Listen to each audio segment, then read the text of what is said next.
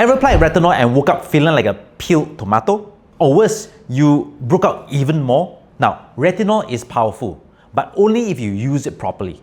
Today, I'll teach you everything you need to know about retinol before starting, especially who should actually avoid it, how do you actually apply it properly, and which products to start with, especially if you're in a humid, hot country like Malaysia, Singapore, or India.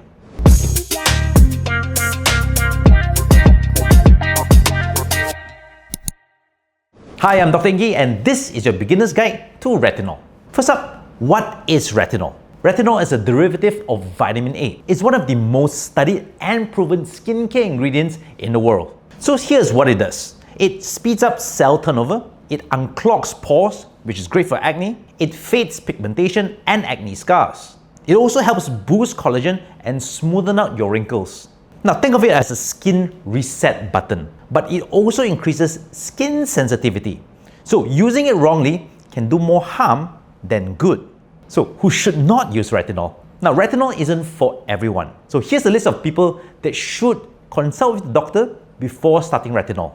The first, if you're pregnant or you're breastfeeding. Secondly, people with eczema or rosacea. Third, those with extremely sensitive skin or damaged skin barrier. And number four, kids or teens with very unstable skin barrier. Now you can always use gentler options like Bakuchiol or niacinamide instead if you have sensitive skin. So when and how should you use retinol? Now let's talk about timing and routine. First up, you only use retinol at night because retinol breaks down and in sunlight. Secondly, start with once or twice a week and then slowly up it to 3 times a week when your skin is already used to it. Third, apply it right after cleansing on dry skin. Number 4, don't use too much. Use a pea size only for your entire face. Number 5, follow up with a moisturizer to prevent dryness. And last of all, always remember to put SPF in the morning because your skin might be sensitive to sunlight. So why should you apply on dry skin? Because applying retinol on damp skin actually increases the speed of which retinol is absorbed by your skin. It also means more skin irritation.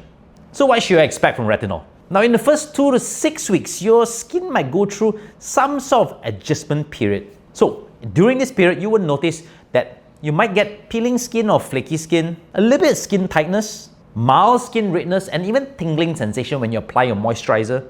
Now in some cases, you might actually get purging, which are teeny tiny acne or breakouts. Then over time, it gets better. Now this is normal because it means your skin is reacting quicker than other people to retinol. But however, if it gets too irritated, what you should do is this. You just pause it for a couple of days to up to a week. You add in an extra layer of moisturizer and switch to common ingredients which contains things like Centella asiatica or panthenol. So what should you not mix with retinol? Hey, before I continue with this video, I want to just ask a simple question. Who among all of you watching this video have used retinol and have had negative effects of retinol? Let me know in the comments below what happened to your skin. Now, retinol doesn't have many friends. So here's a list of ingredients that you should never mix with retinol. First, avoid mixing with AHA, BHA like glycolic acid, lactic acid, or salicylic acid. Do not put vitamin C immediately after your retinol. Do not mix it with benzoyl peroxide. Do not ever scrub or use anything with microbeads with retinol. And avoid those harsh clay masks. Now this is what I want you to do. I want you to stick to gentler, more supportive ingredients. Things like hyaluronic acid, Centella asiatica, ceramides, niacinamide, and even panthenol. Now pro tip, if you want to use the acids which are not supposed to be used or something like vitamin C, make sure you apply on separate occasions, like during the daytime or every alternate days. So if you're starting on retinol, you definitely don't want to splurge too much on it. So here are some budget-friendly retinols that you can use. Now if you're on a budget, here are my suggestions. You can use the Ordinary's Retinol 0.2% in squalene. You can use the Ingky List Retinol. You can use Braille Retinol Serum and Some by Me Retinol Serum as well. Now if you want to splurge a little bit more, you can try the CeraVe's Resurfacing Retinol Serum, La Roche-Posay Retinol B3, Paula's Choice 0.3% retinol, and the Minimalist 0.3% Grand Active Retinoid. However, if you have super sensitive skin, my suggestion is probably to switch it over to Bakuchiol. Now, a brand from the plant-based by Wishtrend is actually very good, or you can use encapsulated retinol formulas. So in conclusion, here is your beginner checklist before you start on retinol. First of all, start slowly, once or twice a week, nighttime only. Next up, always use a moisturizer after your retinol. 3. Avoid strong actives with your retinol. 4. Use sunscreen daily.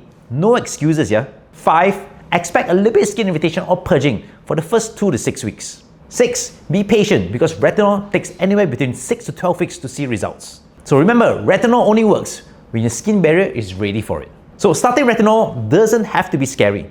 You just need to know the right steps, the right products, and a little bit of patience. If you tried retinol before and gave up, maybe it wasn't the product itself, maybe it's the way you used it. So save this video, share with your friends, someone who's struggling with acne or want to use retinol but doesn't know where to start. And you found this helpful, do not forget to like, subscribe, and share this. That's it, I'm Dr. Ingky. Remember to stay safe, stay healthy, and most importantly, stay informed.